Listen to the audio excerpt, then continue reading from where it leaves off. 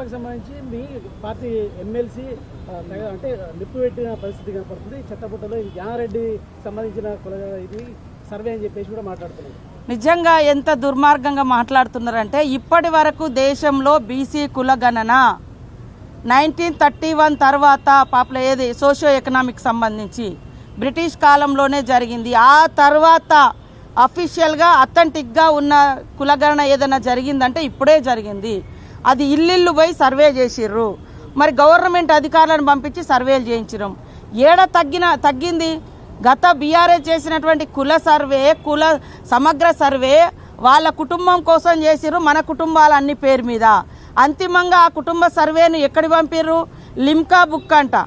Limca book కోసం Dubai నుంచి వచ్చిర్రు పాపం పేరు ఎక్కించుకోవడం, అంటే సర్వేలో పాల్గొనడం కోసం, లేదా వేరే వేరే దేశాల నుంచి వచ్చిర్రు. ఆ సర్వేని ఆధారంగా తీసుకొని ఏదన్నా పథకం అమలు చేసిండ్రా? నేను అడుగుతున్నా ఇప్పుడు. మేము socio economic, education, employment, political, అదేవిధంగా క్యాస్ట్ సర్వేను మేము మా రాహుల్ గాంధీ గారి యొక్క డ్రీమ్, టార్గెట్, లక్ష్యము, ఆశయం, ఆకాంక్ష. ఒక పేషెంట్ను ఎక్స్రే తీస్తే ఆయన బాడీలో ఉన్నదంతా ఎట్లా బయటకు వస్తుందో ఈ సమాజంలో కులాంతరాలు, అదేవిధంగా పేదరికము, కులాలు, వాటి అన్నీ కూడా బయటకు వస్తాయి. ఎక్స్రే లాగా కుల గణన జరగాలని చెప్తే మేము మరి రోజుకు ఒక 10 కుటుంబాలు, ఒక అధికారి 10 కుటుంబాలే ఆ రోజు 10 లక్షల మందిని ఉపయోగించారు. బీఆర్ఎస్ పార్టీ 10 లక్షల ఉద్యోగులు ఈ సర్వేలో పాల్గొన్నారా? ఈ రోజు మేము 1,00,000 మంది ఉద్యోగులను వాడి, గవర్నమెంట్ ఉద్యోగులను వాడి అథెంటిక్గా తెస్తే కావాలని బీసీలకు వచ్చే ఒక మంచి అవకాశాలను పక్కదోవ పట్టించి రేపు ఏ అవకాశాలు ఉండొద్దని చేసి కుట్ర చేసి ఇవాళ అందరూ అట్లా మాట్లాడుతున్నారు. కానీ తప్పు.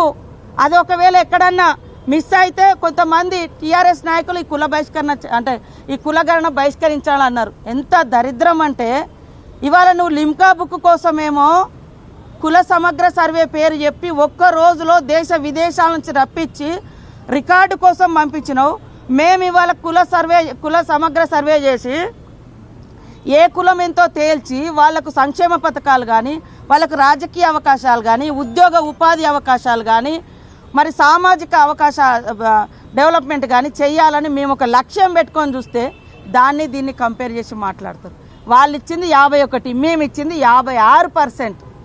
మా సర్వేలో వచ్చింది 56%. ఎక్కడ తక్కువ వచ్చింది? ఇవాళ తక్కువ ఎక్కడ రాలే. వాళ్ళ సర్వేలో ఓసీలకు ఆనాడు 23% ఇచ్చారు. ఈ రోజు మా సర్వేలో 15% వచ్చింది. ఎక్కడ ఓసీలో పెంచినా, ఎక్కడ బీసీలో తగ్గించినాం. ఇక మా పార్టీ కాదా ఆయన డిసైడ్ చేసుకోవాలి. ఇప్పుడు నా బాధ, ఎందుకంటే నేను కూడా మల్లన్న కోసం చాలా కష్టపడ్డాం, పనిచేసినాం. పార్టీలో మాట్లాడాలనుకున్నప్పుడు పార్టీ లైన్లో ఉండాలి. లేదా మీకు డౌట్స్ ఉంటే ఇది ఎట్లా చేసినామని ఆయనను కూడా 2-3 మీటింగ్లో పిలిచినాం. నేనే కదా పంచాయతీరాజ్ శాఖ మినిస్టర్గా ఉన్నప్పుడు కూడా ఉండిగా ఆయనను కూడా 2-3 మీటింగ్లకు వచ్చిండు. కాబట్టి ఇవాళ సమగ్ర ఈ యొక్క కులగణన జరుగుతుంటే ఈ యొక్క సమగ్ర సర్వేలో అధికారులకు సహకరించాల్సినటువంటి ప్రజాప్రతినిధులుగా ఉండి బీఆర్ఎస్ పార్టీ ఎంత దుర్మార్గం అంటే వాళ్ళు ఈ సర్వేలో పాల్గొనలే. మేము ఒక టార్గెట్ పెట్టుకున్నాం, సామాజిక, ఆర్థిక, ఉద్యోగ ఉపాధి అవకాశాల కోసం ఈ కుల సమగ్ర సర్వేను మేము నిర్వహించినాం. ఇవాళ వాళ్ళకి ఎక్కడ బీసీలకు పెరుగుతున్నాయో, ఎవరి వాటా ఎంత పెరుగుతుందో అని వీళ్ళు పాల్గొనలేదు. పాల్గొనలకు మాట్లాడే అర్హత ఉందా? బీసీ సోదరులు కూడా ఆలోచించాలి, నిలదీయాలి. ఎందుకు వాళ్ళు పాల్గొనలేదు? వాళ్ళు అంటే దీన్ని తగ్గించాలనే కదా, ఈ యొక్క కుల సమగ్ర సర్వేను ఉనికిలోకి రానియకుండా చేయాలనే కదా. అలాంటి వాళ్ళు వచ్చి వాళ్ళు మాట్లాడుతున్నారు బీసీల కోసం. బీసీ సోదరులు అంతకుముందే మాట్లాడారు. తోడేళ్ళు వచ్చి గొర్రెలను కాపాడుతామంటే ఎవరైనా గొర్రెలు నమ్ముతాయా? నేను గొర్రెనే కావచ్చు, కానీ నాకంటూ ఒకటి ఉన్నది. కానీ తోడేళ్ళ మీద డిపెండ్ అయి బతికే అంత దారుణమైన పరిస్థితి ఈ రాష్ట్రంలో ఏ వర్గాలకు లేదు. మా జాజుల సీనన్న కూడా అంటాడు, మేము తోడేళ్ళని నమ్ముతామా అమ్మ, మేము గొర్రెలమే కావచ్చు కానీ తోడేళ్ళని నమ్మని. ఇవాళ బీఆర్ఎస్ లీడర్లు ఇవాళ నీతులు మాట్లాడుతున్నారు. మీ ఇంట్లో ఒక పీసీసీ ఒక సెక్రటరీ అంటే ప్రెసిడెంట్గా ఉన్నారు, సీఎంగా ఉన్నారు, కనీసం వర్కింగ్ ప్రెసిడెంట్ కూడా గతి లేదు. బీసీలకు ఎందుకు ఇవ్వలేదు మీరు వర్కింగ్ ప్రెసిడెంట్? 20 ఏళ్లలో శాంతి వాళ్ళని నెట్టి పడేసిర్రు, మీ కుటుంబాన్ని మాత్రం మంచిగా నడుపుకున్నారు. మీకు మాట్లాడే అర్హత ఉందా? వాళ్ళు వెనుక ఎట్లా పోయి నిలబడుతుర్రో మా బీసీ సోదరులు కూడా ఆలోచించాలి. 10 ఏళ్ళల్లో మరి బీసీలకు బడ్జెట్ ఏమి ఇచ్చిర్రు? ఇవాళ నీతులు మాట్లాడుతున్నారు కదా, బడ్జెట్ కేటాయింపులు కూడా లేవు. వాళ్ళు వెనుక ఉండే 5-10 మందో ఇవాళ నేను అంటా ఉన్నా. తలసాని శ్రీనివాస్ యాదవ్ గారు మాట్లాడండి, ఓకే సంతోషం. అయ్యా మరి మీరెందుకు కుల సమగ్ర సర్వేలో పాల్గొనలేదు? ఏం తప్పు ఉంది మాది?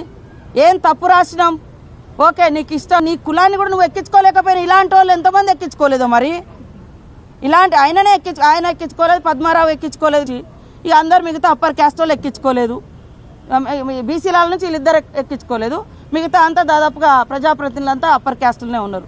వాళ్ళకంటే మన మీద ద్వేషం ఉందనుకో, మరి మీరెందుకు ఎక్కించుకోలేదా? ఇట్లా మిమ్మల్ని ఫాలో ఎమ్మెల్యే మరి ఆయన ఫాలోవర్స్ అందరిని ఎక్కియాలి కదా. అరే మన కులం ఎంతో మనం చూపించుకోవాలి, రాయించుకోండి అని చెప్పాలి కదా. చెప్పకుండా ఇవాళ వచ్చి సన్నాయి నొక్కులు నొక్కితే ఎట్లనే? కాబట్టి ఇది ఒక కుట్రపూరితంగా ఇది మంచిగా పోయింది వాస్తవానికి బీసీలది. కాబట్టి దాన్ని డౌట్ క్రియేట్ చేయాలి. ఈ యొక్క మంచి పేరు ఇవాళ ఈ రాష్ట్రాన్ని చూపించి దేశంలో మా రాహుల్ గాంధీ గారు కూడా దేశంలో ఉన్నటువంటి అట్టడుగు వర్గాలకు న్యాయం జరగాలని కొట్లాడుతున్నాడు ఒక లక్ష్యంతో. ఇవాళ వాళ్ళు వచ్చి మేకవన్నె పులులాగా వేషాలు ఎత్తే ఎవరు నమ్మరు.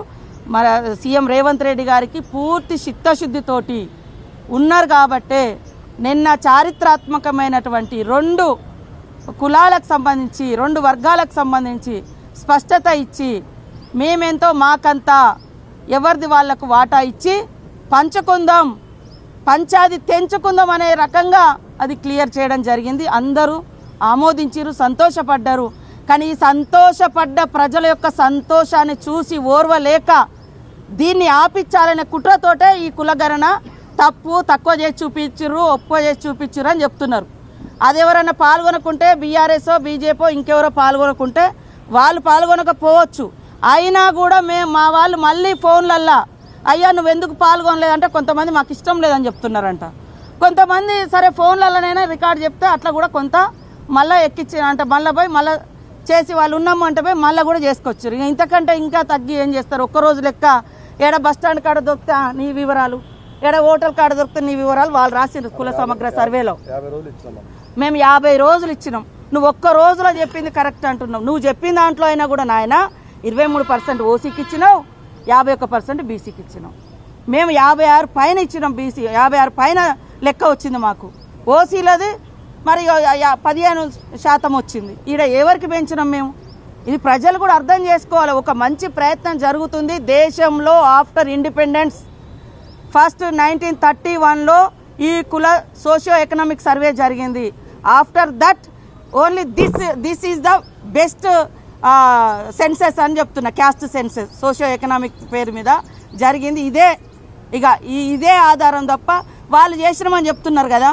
వాళ్ళు లిమ్కా బుక్ అయితే పంపించారు కానీ మరి గవర్నమెంట్ వెబ్సైట్లో పెట్టాలి కదా, రికార్డులలో పెట్టాలి కదా, కనీసం చర్చ పెట్టాలి కదా, కనీసం అసెంబ్లీ కన్నా నివేదించాలి కదా. అయ్యా ఇగో ఇంత కులగణన గింత వచ్చింది, దాన్ని బేస్ చేసుకొని ఈ పేదోళ్ళకి నిల్లు ఇస్తాను, ఈ వర్గాలకు ఇంత బడ్జెట్ కేటాయించడం, ఇంతమందికి ఉద్యోగాలు ఇచ్చడం ఎక్కడైనా చెప్పిరా? ఆలోచించండి. ఇవాళ వచ్చి వేషాలు వేసి మేము చేసే మంచిని ఈ రకంగా తులనాడడం అనేది ఇది కరెక్ట్ కాదు.